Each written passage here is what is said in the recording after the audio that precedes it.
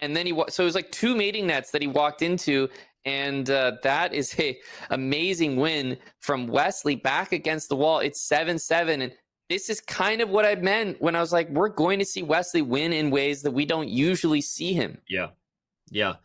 That was like a tricky win. You think of Hikaru winning games like that. You think of players who find ways to swindle. It's not always how Wesley gets it done, right? But there you go. He finds a way to make just enough pesky threats that Vincent blunders under time pressure. That was really fun to watch, because it's so you see these positions and you just assume eval bar is equal. As a spectator, you're just like, yeah, they'll make a draw, but there's always so much more going on in those positions than you can even appreciate as a spectator or a fan. Yep.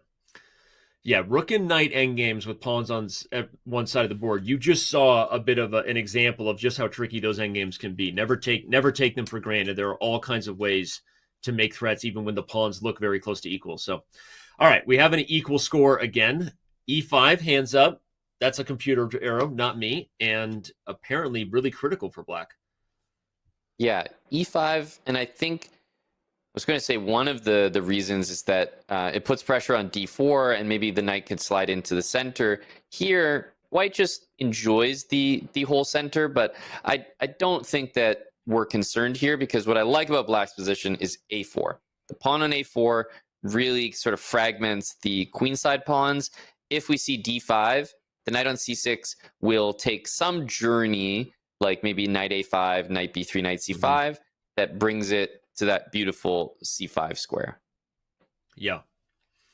And I don't like this move as much because it doesn't go to the C5 square. Yeah, I was going to say the knight is the farthest away you can be from a square, which is that 3-square diagonal. That knight is never reaching that outpost now. And Wesley's going to play king G2. Okay, G5 is an interesting way to just stop the plan I was going to highlight, where Wesley maybe was going to swing some pieces to the H-file. Now you want to draw? You and I could go take a break for a little bit. This is going to be a draw in about 7 minutes. Oh, yeah. No, I got the Bluetooth on here. I'm actually not at the computer. So this is perfect. This is AI? I'm talking to Amon AI? This is AH, live and direct. AH, live and direct. Love it. All right, well, I mean, I'm partly teasing, I'm partly not. This is the opposite of the evil eval bar in the last game, where there were lots of ways to lose.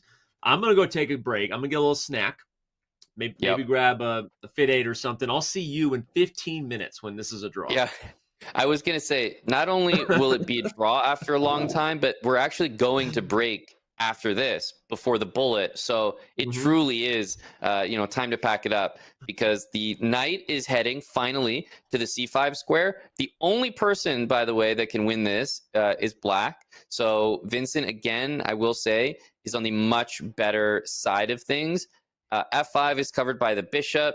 If white is left with that light squared bishop, not a good position to be in versus the knight. So you're going to build up the possibility of pawn to b5, and I think you probably want to play it. You just are always scared of allowing knight f5, but I think this is the moment. It's like, do you want to play or not? And we'll find out.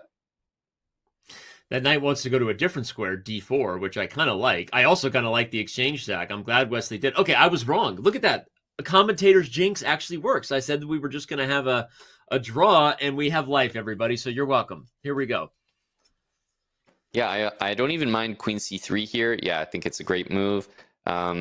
If white can play b3, a4, we're kind of dead once again. I don't know if you start getting ideas here to keep playing, but I actually think knight b3 was quite a poor move from Vincent, and it might be it's hard to explain, but it feels like a poor move just in the blitz sense, because white is always going to sack there, and with the knight on c5, you always have the b5 idea. Here, I just don't really envision white losing all of a sudden. I was going to say, now it's the opposite. Now I think the only one who can choose to play for a win or not is Wesley. I was about to highlight that this knight does have some options to remaneuver, but no, Wesley says, you know what? I'm not going to play for it. You risk it, you get the biscuit, but he doesn't like those. They're kind of bitter. So we just take a draw. Yeah, he's realized, like, look, let's just get to the bullet here. The bullet is going to be the most chaotic portion.